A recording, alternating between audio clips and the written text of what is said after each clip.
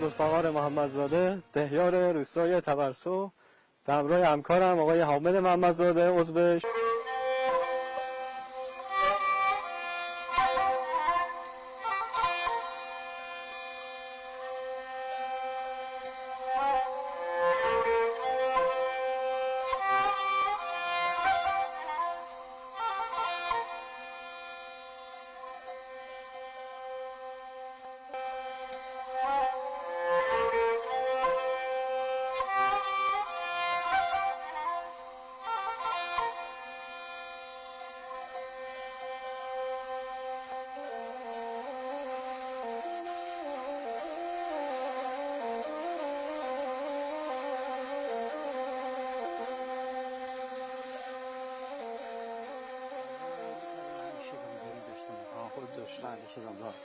عرضم حضور شما که اینجا عرض کردم خدمت شما دامداری آقای پیرزاده هست. آقای عبداللهی اینجا مشغول به کار هسته.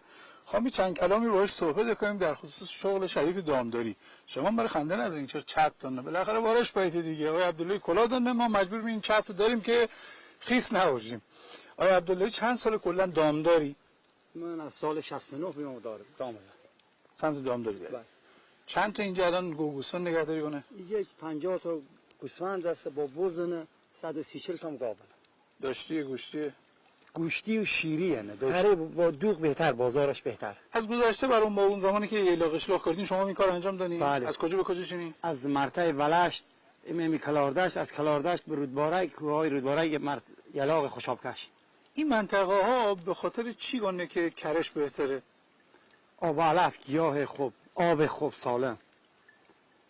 علف یا اون گیاهای تازه‌ای که دارن اینجا بله. شیردهی خوب و شیر بله. بهتری دنه که نتیجهش بونه کره بهتری که ما نوش جان کنیم. ممنونم آقای عبداللهی. بفرمایید بریم اونوری دور بزنیم باشیم چه خبر.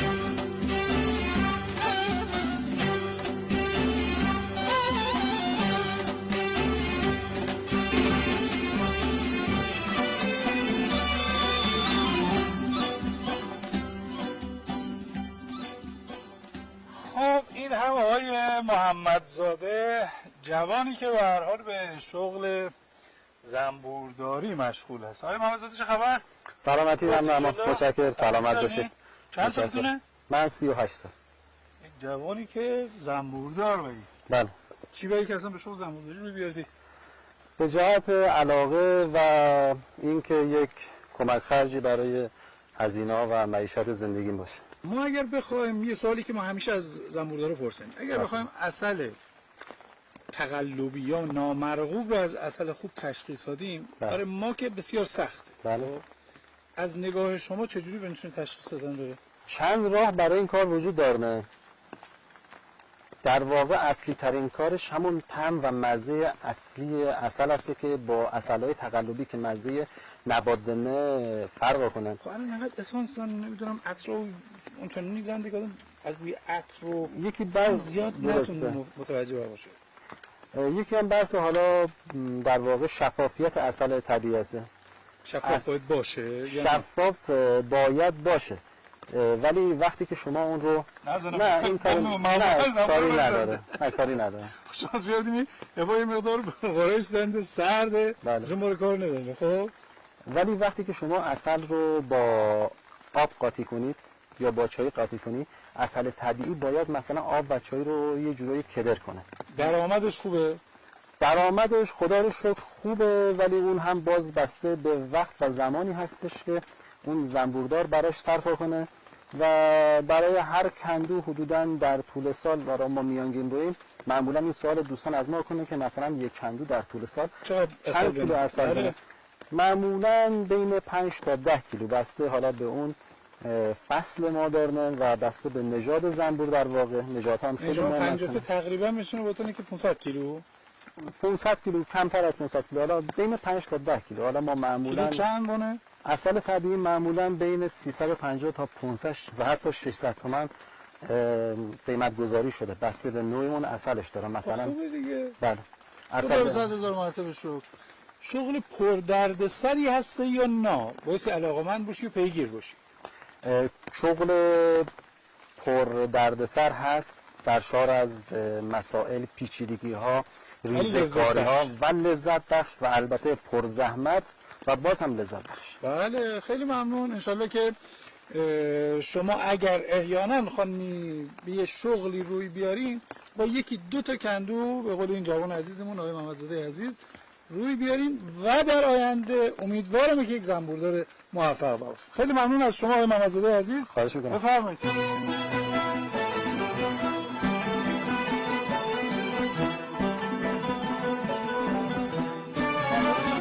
خبر سلامتی انشالله. از خوبی شما خوبی شما خوبه ما خوبه قربانت آجی اینقدر از شما تعریف کردنه. نه من تعریف نده اگر شما بوری واقعا مگه دکن.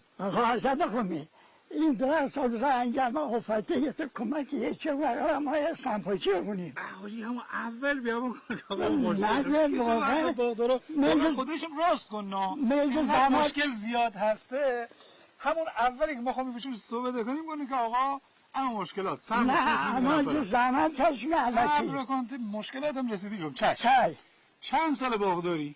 چند سال والا حدوداً شاید 40 سال 40 ساله. بله همین آغوز باغداری. آغوز هم دارم فندق هم دارم گلابی هم دارم سیب هم دارم انگور محلی خارجی هم دارم انگور خارجی هم دارم همین باغداری همه اینا رو بزوید. این هم دارم اوجم دارم توت فرنگی دارم اینی که گندشه از سبزی حداقل چغندر امکانات حد اکثر بهره برداری باید باشه همینه. چغندر. همه چیز داره بکشه. چغندر دارم ماشاءالله. گوجه خیار دارم همه امکانات دارم همه طبیعی.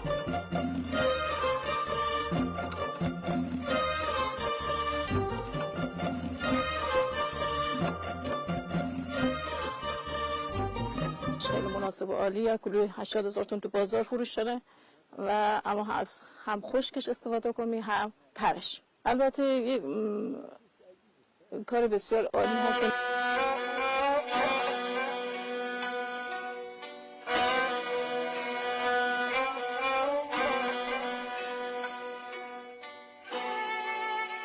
وطن یعنی همه آب و همه خاک، وطن یعنی همه عشق و همه پاک، وطن یعنی پدر مادر نیاکان به خاک و خون بستن عهد و پیمان، وطن یعنی محبت مهربانی نسان حق دانی و ندانی، وطن یعنی قرار بیقراری پرستاری کمک بیمارداری، وطن یعنی گذشته حال فردا تمام سهم یک ملت ز دنیا. من بالا نپسندی هستم از دهکده زیبای تبرسون.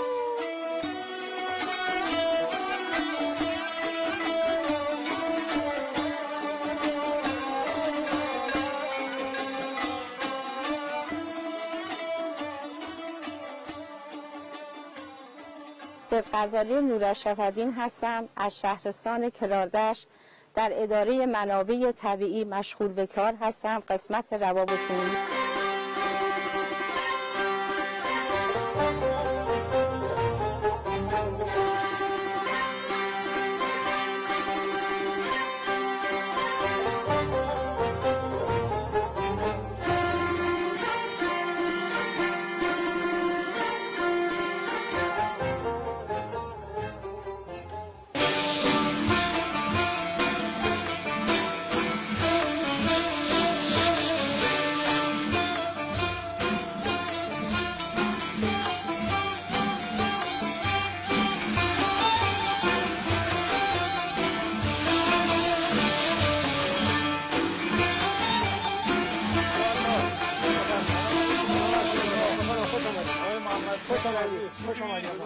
جوان خوبی؟ سلامت نی؟ چه خبر؟ خوش آمدید. بالاخره دست درد نکنه، ما رو برسی گت بیار دیگه. آج خانم خوب هستی؟ سلامت باشی، زنده باشی. حاجی چه چیزای قشنگی رو واسه جمع آوری کردی؟ قابل شما ندارم. ظرفای مسی آرتین، ظرفای مسی دیگه. درسته؟ سنبار مسیه؟ نه برنجیه. برنجیه. بله. خب حاج آقای محمد ثانی عزیز، یمو یه سری از وسیله‌های قدیمی رو جمع آوری بله. کردی. چرا؟ همیشه نمیره کار شرمی همی شما به جنگل همه حکومت همی کرشنی و دیگه نه لفا. این طوری. شما چی کنی؟ اما گمی لفا. لفا ما گم لفا. اینو گمی پارو. پارو ما گمی بره. شما شاید فه اما فه هم گمی پارو. فهم گونه بعد کترام گن. کترا که مال آش. یه مقدار خورده است. بله. خب لفا رو تو زیر اصلا چیکار کردن؟ لفا با این کار شرمی همی. کار با هم زمین می. خب گندم با هم زمین که مثلا اسب دور زمین زیر رو ببوی گوششون جدا بود. تات اخوی و آج خانم و بالاخره اینجا آشم بابت سرخار آشم خار. شما اصلا من نظر شما مشغول باش بخون آج خانم آش رو جا کن ما نم آش بخوریم. بخور میشه جان. دست شما در نه. ندارم چی بخونم. هرچی دلت کنه بخون. بخونم. کردیم بتون بخون دیگه. اجازه. گویه شما کردی هست اینجا دیگه. کردی بخون برامون. آه لیلی لیلی لیلی بابانی آه لیلی لیلی لیلی بابانی میمان خوشاتید بان چمانی میمان خوشاتید بان چمانی نزانم دتید یا دستگیرانید نزانم دتی یا دستگیرانید صدای پوتینت مالم رماندی صدای پوتینت مالم رماندی بابا یه دست براش بزنیم. کوچیک شد. عالی بیه. دست شما در نکنه. آش خانم آش خیلی خوشمزه بیچه. آش اسمش چیه؟ آش دوغ خیلی خوشمزه بیا. آش خانم درست کردم. جانا کردن دیگه. دستتون در نکنه.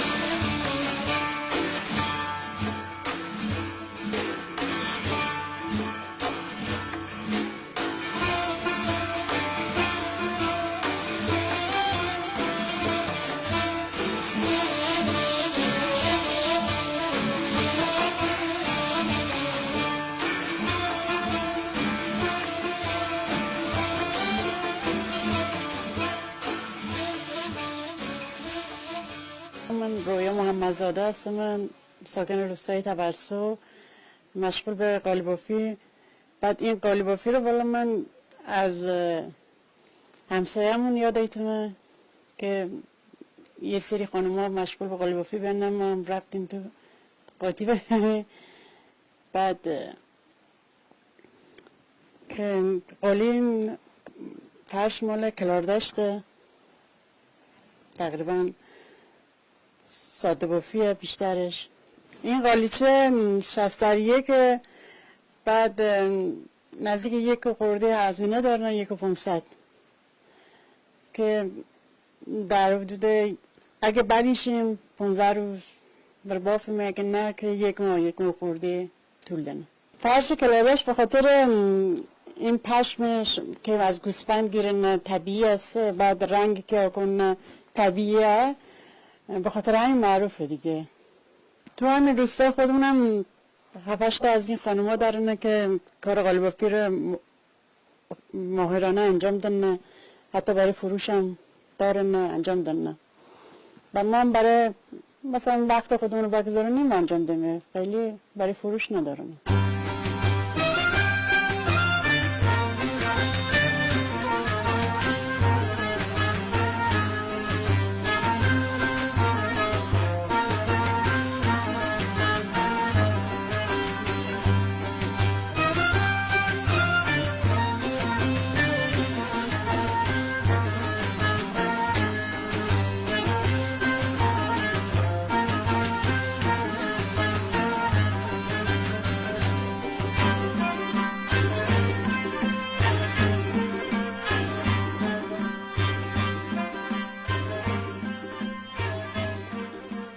جانب میثم تبری، عضو شورای تبرسو، از جمله از اقداماتی که در روستا ما انجام